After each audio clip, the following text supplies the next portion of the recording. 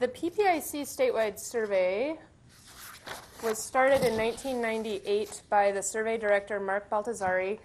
The goal of the survey is to provide timely, relevant, and nonpartisan data on the political, social, and economic opinions of California adults. And by doing this, we hope to inform and improve the policymaking process, raise awareness, and encourage discussion. One of our other missions by doing this survey is to provide a voice for Californians in the important policy debates. And when you think about it, California voters are also policymakers. A lot of policy gets made at the ballot box. So, we know what they think by how they vote, but how do they feel about some of these issues more deeply? And importantly, how do people who don't get a chance to vote or decide not to vote, how do they feel about some of these issues? So that's one of our missions, and since 1998, we've interviewed over 264,000 Californians, and this actually marks our 125th survey. So I mentioned the organizations who helped fund this survey. And I also wanted to mention that this is actually the 8th annual survey that we've conducted since 2005, specifically on K-12 public education issues. The survey this year it's actually heavily focused on fiscal issues in light of everything that's going on and in light of the governor's budget plan and his proposed tax initiative. We also track some perceptions of the system in general that we've been covering over time. The survey was conducted by telephone. Participants in the survey were contacted by telephone, both landline phone and cell phone, and they were able to take the survey in English or Spanish, depending on their preference. Something that I wanted, so we interviewed about 2,000 California adults, and of these we consider 823 to be likely voters, and 620 were public school parents, so they have a child in one of the state's public schools. And I want to spend a moment here just to talk about likely voters and all adults, because I'm going to be going back and forth between the two groups, and I want to make sure you all understand what I'm talking about. So we interview this pool of people, and then we look at a certain set of criteria to determine who we think will be likely to show up at the ballot or at the polls on Election Day. We base this on such information as, are they U.S. citizens? Are they registered to vote? How often do they vote? Are they planning to vote in the next election? How long have they lived at their residence? There's a number of different things that we use. This criteria we've based on research in political science on determining likely voters. So I bring this up because in reporting some of the findings for attitudes toward the state's budget situation and toward the tax initiative, I am going to be talking about those by this pool of likely voters, because specifically because of the tax initiative that they'll be voting on. Okay, so without further ado, let me get into the findings. I'm going to focus first on these fiscal attitudes and policy preferences. So before I talk about this finding specifically, we did want to find out how many people think that the state's budget situation overall is a problem. So we find that 8 in 10 likely voters say that the budget situation, or that is the balance between spending and revenues, is a big problem, and this is an ongoing trend that we've found, particularly in this economic downturn. And we also find, as you can see here, that 2 in 3 likely voters say that their local government services, such as those provided by city and county government and public schools, have been affected a lot by recent state budget cuts. Another 26% say they've been affected somewhat, and hardly anybody says that they haven't been affected at all. These effects are noted in all the various groups. So when we look at how the various parties feel about this, how people across income, age, education, racial and ethnic group across regions, these effects have been noted. Importantly for the current discussion about education funding and for what the governor is trying to do, we find that most likely voters say that K-12 public education is the area of state spending that they would most like to protect from spending cuts. So we actually present respondents with the top 4 areas of spending: K-12 public education, higher education, health and human services, and prisons and corrections. We randomize the order of that. We don't list it in the same order. And we find that almost 6 in 10 likely voters name K-12 education as the area to protect. This has consistently been ranked as the most important area to people since we first started asking this question in the downturn of 2003. And we find that people across groups choose K-12 education as the area to protect, including across parties, although a higher percentage of Democrats name K-12 than in other parties. We also ask a question, okay, so given this large gap between spending and revenues, how would you most prefer to deal with this problem? Do you want to mostly use spending cuts? Do you want to mostly use tax increases? Or do you think that the solution requires both, cutting spending and raising taxes? We find in our survey that most likely voters think that whatever the solution is, it should include taxes. So 46% say that there should be a mix of spending cuts and tax increases, and another 12% say tax increases alone. We find that 36% of likely voters think the problem could be solved mostly through spending cuts. And as you can imagine, there's a large partisan divide on this issue. Most Republicans think that spending cuts should be used to address the problem, whereas most Democrats think that you need either a mix of cuts and taxes or taxes alone.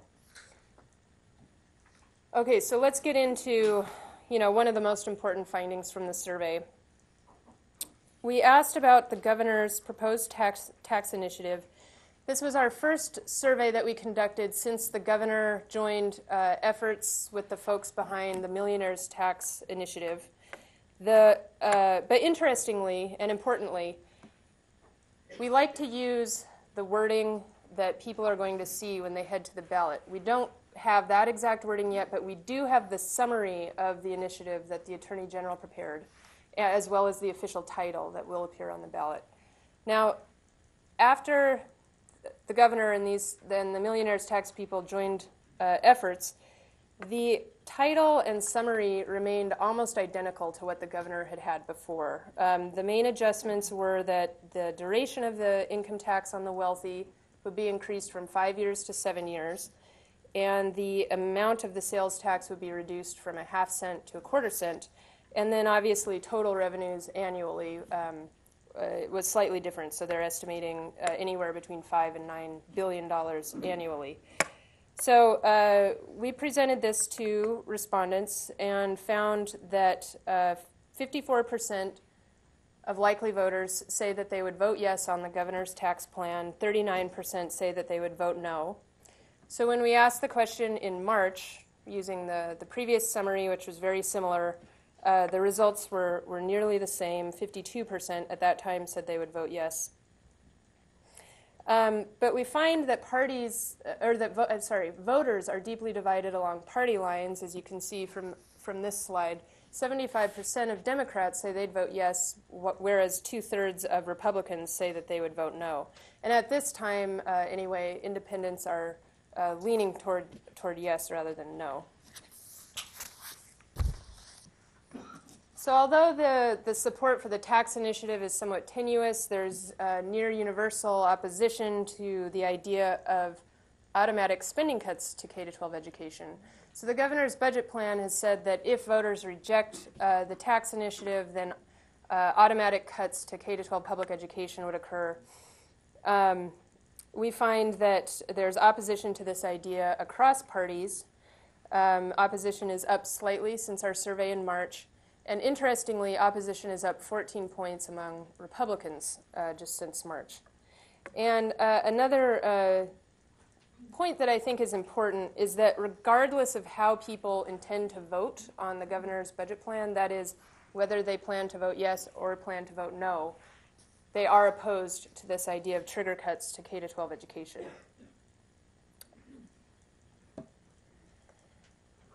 Now,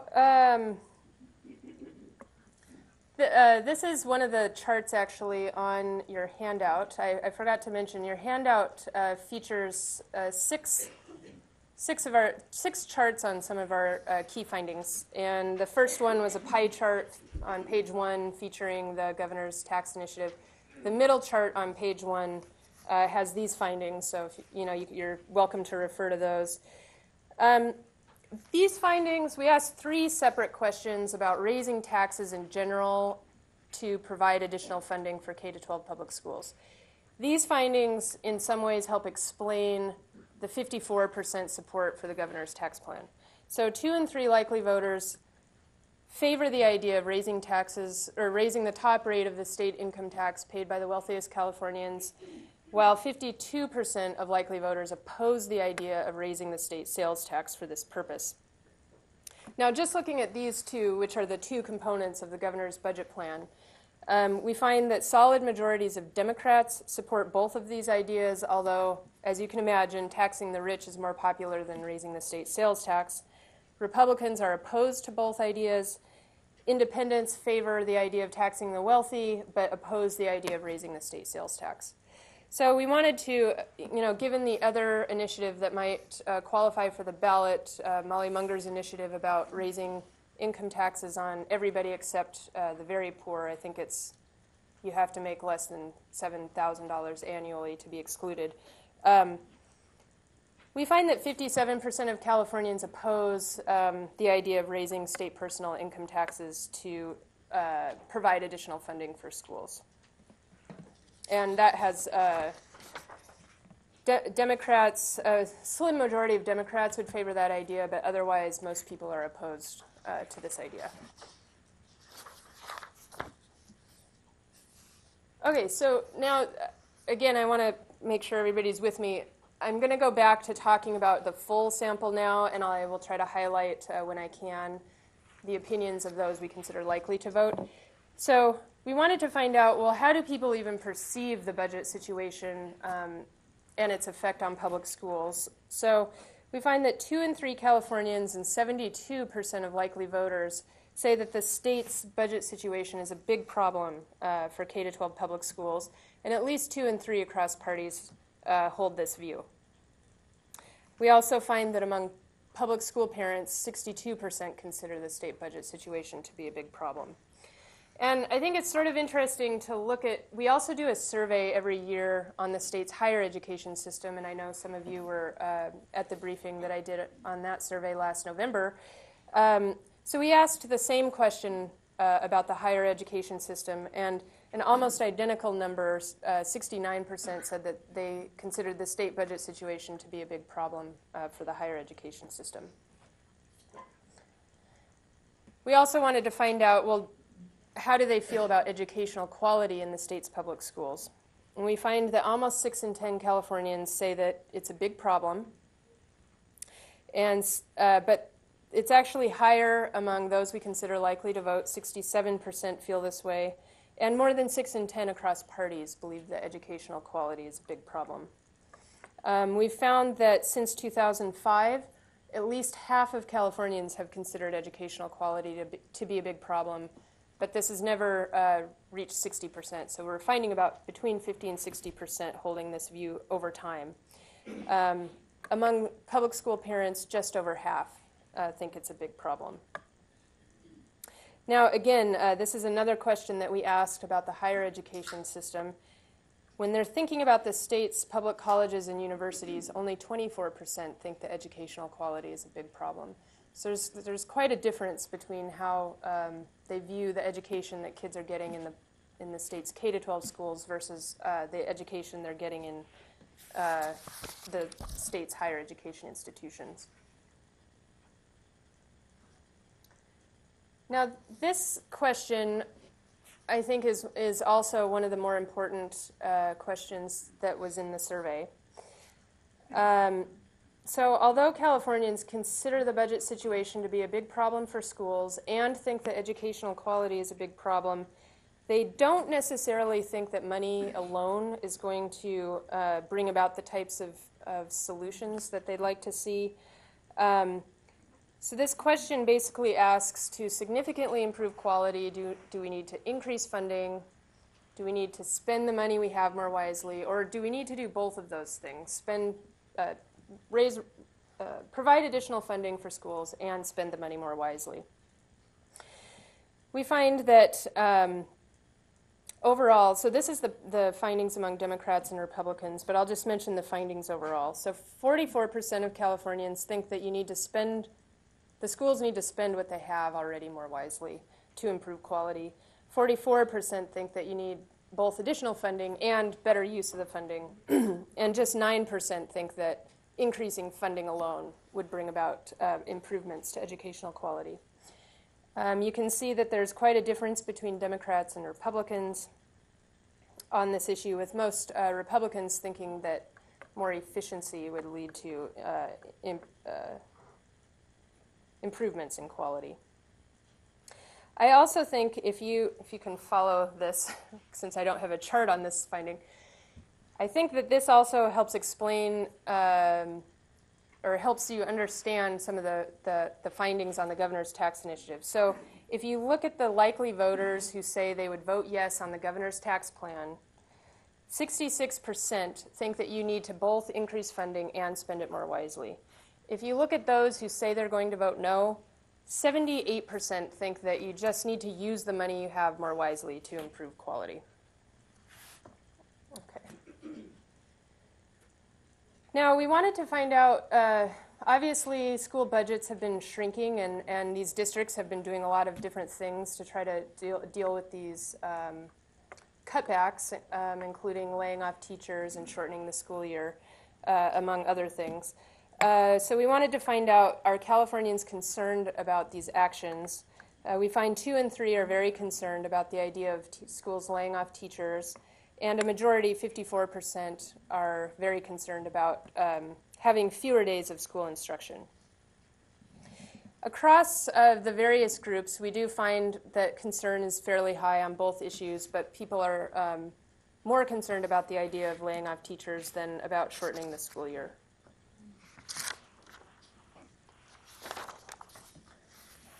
Now also, given the sort of reductions in state funding, there are a couple ways, or we asked about 2 of the ways that local districts can raise revenues.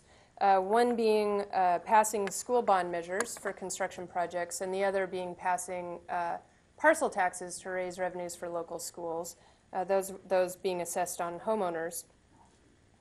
We find that among California's likely voters, 53% say that they would vote yes on a school bond measure. Now, school bond measures require 55% to pass, so this is just shy of that. And we find that 51% say they'd vote yes on a parcel tax. Now, it takes a 2/3 vote to pass a parcel tax, so this falls quite short of that. And these findings really have been quite similar since 2009. And I actually find these results to be really interesting. Perhaps some of this opposition to these things is theoretical, because I was curious about this and looked up, well, how often do bond measures and parcel taxes pass? And they actually pass more often than you would think. Bond measures in particular pass, more than 75% of the time. And parcel taxes, even with that 2/3 threshold, do pass more often than not. I think 2010 was the first year, at least according to EdSource, where I got my information. 2010 was the first year in recent times that most of the parcel taxes that were on local ballots failed.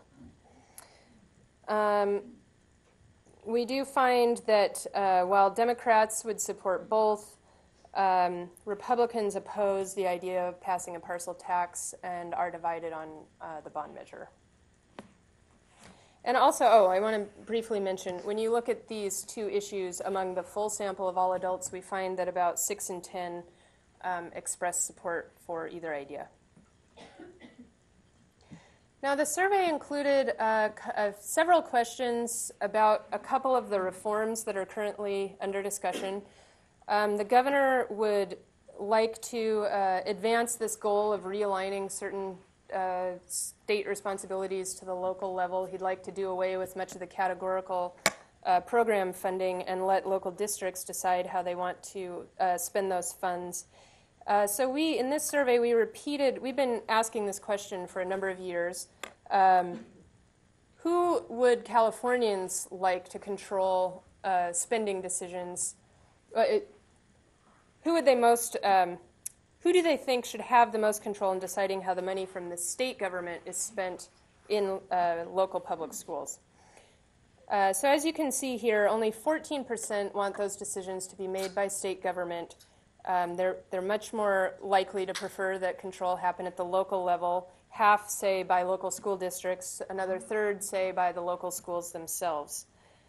Among likely voters, 89% prefer control at the local level, either by districts or by schools. And 3 in 4 public school parents agree with that.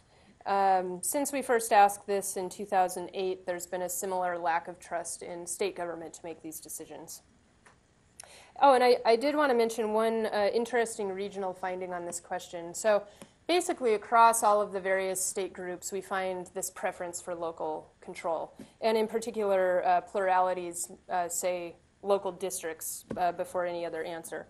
But if we look at the results across region, there was an interesting, although slight, difference when looking at LA County versus the other areas. So about 40% in LA County say that they want their local district to make these decisions compared to about half in the other districts.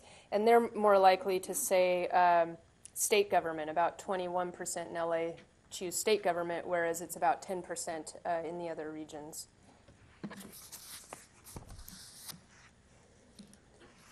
So then we wanted to ask sort of a straight-up yes-no question on, well, do you want your local districts to have more flexibility, which is what is under discussion right now. So the question, we shortened it for the sake of the slide, but I wanted you to hear the full question because we told people, as you may know, some of the funding the state provides to K-12 public school districts is earmarked for specific programs and goals.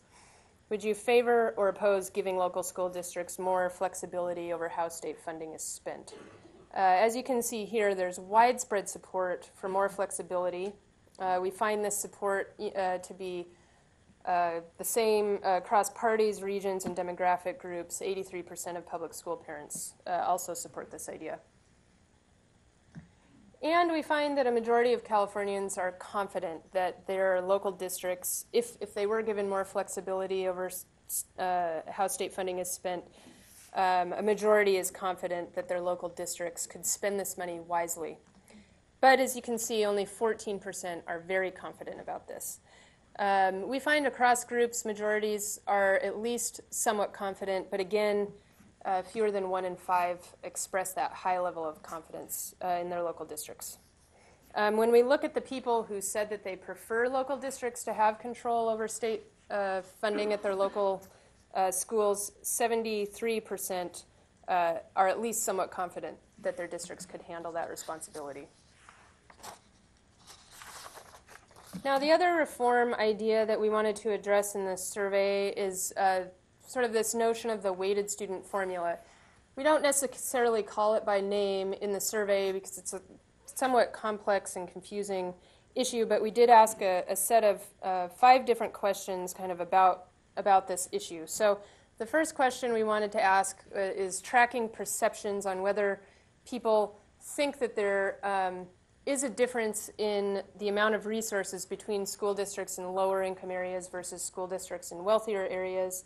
And as we've found in the past, a strong majority of Californians, likely voters, public school parents, voters across parties, and Californians across the various demographic groups do perceive that there's an imbalance in resources between districts in lower income versus wealthier areas. And you can see this is particularly high among Latino Californians. We started asking this in 2005, and at least 75% have said that resources are not equal. So then this slide is a little bit complicated. So let me try to explain what we did.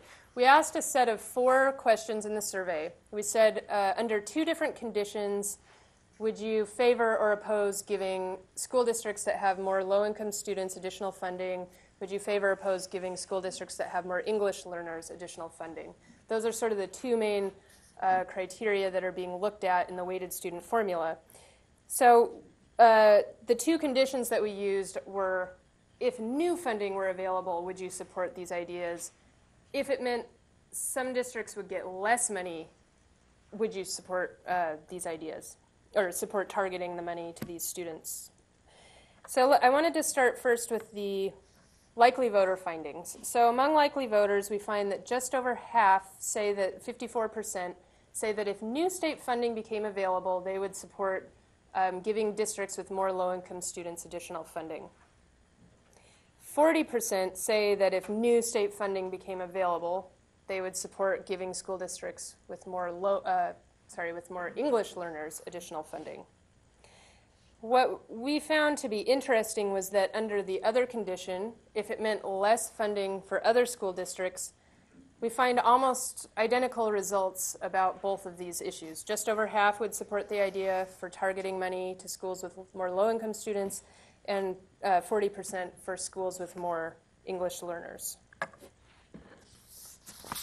Now, I also wanted to show these to you real quickly among some of our other groups. So these ideas are more popular among the full sample of all adults. So 68% of the full sample of people that we called say that if new funding became available, they'd support the idea of giving districts with more low-income students additional funding. 52% would support the idea for English learners. And then you can see across racial and ethnic groups, Asians and Latinos, majorities in both groups would support these ideas for low-income or English learners.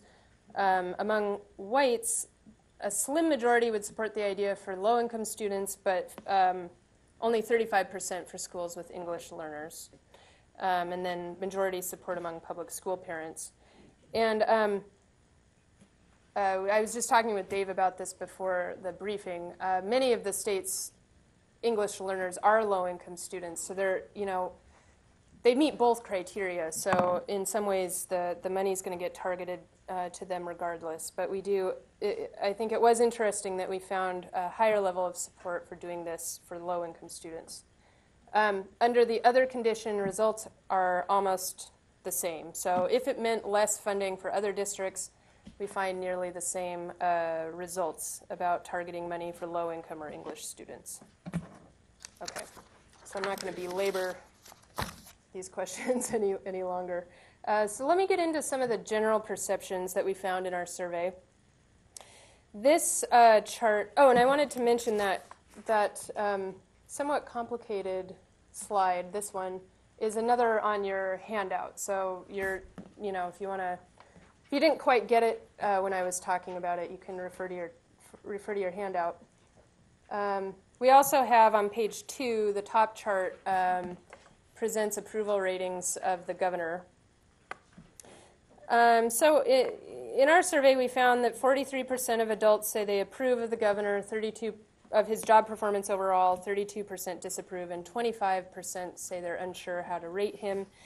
Among likely voters, 47 approve, 40 disapprove, and 12 are unsure.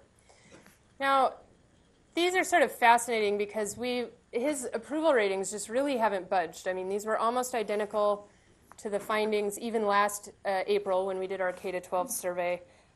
So in light of everything that's going on, it's sort of like the jury's still out on the governor. It's neither moving up nor down, and many people still remain unsure of how they would rate him. But we do find that when you look at specifically of his handling of the K-12 public education system, approval drops and disapproval increases, and these results were also very similar last year. So this will somewhat of a challenge for him as he tries to work his initiative. Okay. We also ask the same questions of the state legislature. They get very low approval ratings overall or for K-12, and really there's not much new I can tell you here. These have been the same. And when we look at that pool of people we consider likely to vote, approval is even lower. It's 15% overall and 10% for K-12 education. Okay. So this, of course, is interesting going into primary election season and general election season. We'll see what happens, and particularly with the new district lines and the top two vote-getter primary. So obviously we'll continue to track approval ratings of the legislature. How does that relate to individual districts and individual elections of individual legislators? Well, we do, in about 2 surveys per year, we ask people how they would approve of their individual state legislator to the Assembly and Senate. And obviously, we have to keep it generic. And we do find, as a general trend, that people are more approving of their individual legislator, but it's certainly not a majority at this time, and lower ratings than we've seen in past years. Does that go for parties too? Like if the Republicans, do they support their Republican legislator than the Democrats do? Is that correct? Well, in general, Democrats tend to be a little more approving of both the legislature and their individual legislators. But I'd say for the past couple of years, there has been pretty solid majority disapproval of the state legislature across parties. And I wonder if there'd be a poll about voters' perceptions of the people. Okay? The people are the ones that voted for things like Prop 13. So what do we think about our peers? They think that they make better policy decisions than the legislature, and that they should have the say over important. They prefer them to have the say at the ballot box. Yeah. That's a good question, and it's something that we've found consistently over time. They think they have more trust in their fellow voters than they do in the legislature. Okay, so we've been asking this set of questions for quite a while. We want to find out how Californians think the state compares to other states on 2 issues: per pupil spending and student test scores.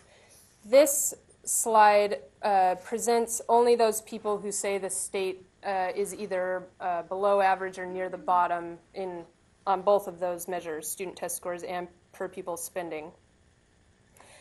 Now, these findings always fascinate me because basically, and this finding on per pupil spending since 2006 really hasn't changed. So fewer than 4 in 10 think that California is below average or near the bottom on per pupil spending. According to, a lot of you are experts in this field. You know where California really stands. According to the National Education Association's rankings and estimates, California was 37th in per pupil spending for the 2010-11 school year, and many would put us lower once you adjust for cost of living issues. But I also think it's interesting, so not only do Californians, so what this says basically is that most Californians think that California has average or above average per pupil spending. So that's interesting. It's also interesting that this hasn't changed throughout the course of the economic downturn, even as they say the state budget situation is a big problem for schools, and we'll get into a question in a moment. They don't think that funding for their local schools is enough, but yet they do think that our per pupil spending is at least average. When it comes to student test scores, just for the sake of information, we looked at the U.S. Department of Education's test scores for 4th and 8th grade math and English, and we're almost at the very bottom on all those counts. And half of Californians think that California ranks lower than average on student test scores, and this has been a stable finding over time. Oh, and we also wanted to find out, well, how many of these people recognize that the state is below average on both per pupil spending and student test scores. So we find that about 1 in 4 Californians overall, 1 in 4 likely voters, and about 1 in 4 public school parents would put California lower than average on both of these measures. So we asked a couple of questions in the survey that we've been tracking for quite a while, and because they provide a bit of context about the weighted student formula. The first is whether people are concerned about there being a shortage of good teachers in lower income areas. The other issue I'll talk about in a moment is whether they're concerned that English learners score lower on standardized tests than other students. We find that there are high concerns about the shortage of good teachers in lower income areas. Majorities of adults, public school parents, likely voters, Californians across income groups, and across racial and ethnic groups say they're very concerned about this issue. We also find that a majority of Californians are very concerned that English learners score lower on standardized tests than other students. These results were similar to what we found last year, but actually quite a bit higher than what we found in 2006, 7, and 8. In those years, it was just above 40%. We had like 43, 42% saying that they were very concerned about English learners scoring lower on standardized tests. So I was kind of interested by that, given that the support was lower for targeting money to these school districts that have more English learners. So I looked at it 2 different ways. So of these people who say they're very concerned about English learners' test scores, well, the people who are very concerned, would they target money to these students? I found that 60% would give school districts with more English learners more funding if new funding was available. 58%, almost the same percentage, would do so if it meant less for other districts. And looked at the other way, of the people who want to target the money to schools with more English learners, 64% are very concerned about English learners' test scores.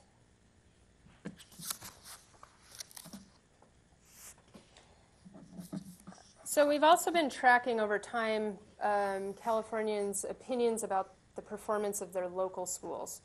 And as we've found in the past, we get somewhat more positive ratings for the schools that they're more familiar with. About half of Californians would give their local schools a grade of A or B. And this has been similar, I should say at least half of Californians have said A or B since 2005. We also compared this to a survey question that was asked nationally by Phi Delta Kappa Gallup. They conduct an annual survey of adults nationwide about K-12 issues, and they had almost the same results among their sample about rating people's local public schools. But at the same time, we find that 63% of Californians believe that state funding for their local public schools is not enough. And we find 6 in 10 likely voters agree, 2 in 3 public parents agree, and there's been a little bit of a fluctuation on this question over the past few years. So last year, from about 2005 to 2009, about half of Californians thought that funding fell short for their local public schools, and kind of not surprising since the downturn, we've seen a slight uptick in the number of people thinking funding is not enough. Okay, so finally, this is the last slide, and this is another one that's on your handout. It's the last slide on page 2. We asked a couple questions specifically of those parents who have children in the state's public schools, and we find that 81% say that their child's public school has been affected by recent state budget cuts. 36% say they've been affected a lot, 45% say they've been affected somewhat. And then we also find, as you can see here, that a majority of public school parents say that they are very concerned about teacher layoffs at their child's public school. But there's quite big differences when you look at this question across income groups and by race ethnicity. So the state's lower income parents and Latino parents are far more likely to be very concerned about teacher layoffs at their child's school. Okay, so quickly I'll just kind of hit on the key points from the survey. So slim majority of likely voters say they'd vote yes on the governor's initiative, but there's high opposition among likely voters and voters across parties to the trigger cuts that would happen if the initiative is rejected. We find that when we look at the components of the tax initiative, people support the idea of taxing the wealthy, but they're opposed to the idea of raising the state sales tax. And least popular of all is raising state personal income taxes. Strong support for the idea of moving control to the local level over spending decisions.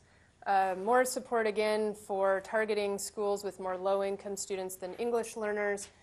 Most think funding is inadequate at their local public schools, and high levels of concern about teacher layoffs at their public parents' child's school, particularly those with lower incomes and Latino public school parents. So thank you again for coming. We're going to take some questions now. Thank you.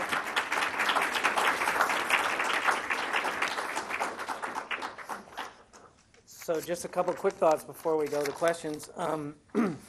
Excuse me. There's a couple of nuggets in here that the governor's people might want to take a look at if they're to think about how to appeal to the public for the tax increase that they're asking for. A couple things stood out to me. Obviously, 54% support is narrow. I think you'd have to think of it as it's a good thing to have that kind of support for a tax increase at a time like this. It's not a great thing, so you want to hold that coalition together. And that coalition means independents are going to be critical. And if you look at the other demographic groups, it was really upper income and white voters who are less likely than the others in those categories.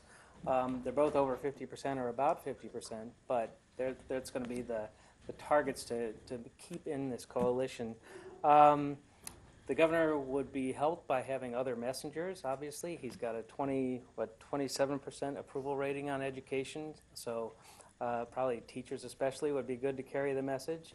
I think that there was an indication that the school finance reform that he's pushing through the legislature right now would help. Obviously, there's a high number of people who believe that it's not just more money, but it's spending the money even more wisely. And so if there was some finance reform that passed, he could make the argument in the campaign context that he heard that message. And then lastly, Sonia talked about this, but the thing that sticks out the most is the best opportunity is the small number of people who understand that we're below the average in how much we spend on education. And when you think that about a third of the state population understands we spend below average, and they still have 54% support for a tax increase, it looks like that's an opportunity for public education to raise awareness about that. I mean, 1 in 4 voters, so was 27%, thought we spend among the top in the country. So there's an opportunity there to educate, and maybe that would affect some of the attitudes towards these other numbers. So with that, why don't we open it up for questions?